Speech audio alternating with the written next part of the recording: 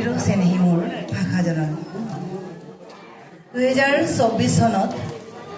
Nobel বঁটা বিজয়ী হানকাঙৰ কবিতা দাপোনেৰ ছোৱা শীতকাল দুই শিখাৰ চকুৰ মনোটিৰ ফালে চাওঁ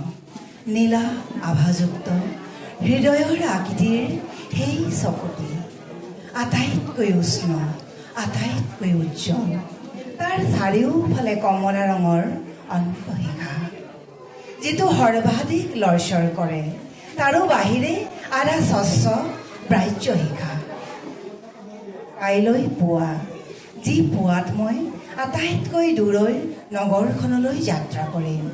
সেই পুৱাৰ আগদিনা আজি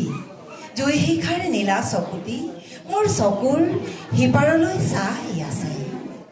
মোৰ চকুৰ সিপাৰলৈ চাই আছে ধন্যবাদ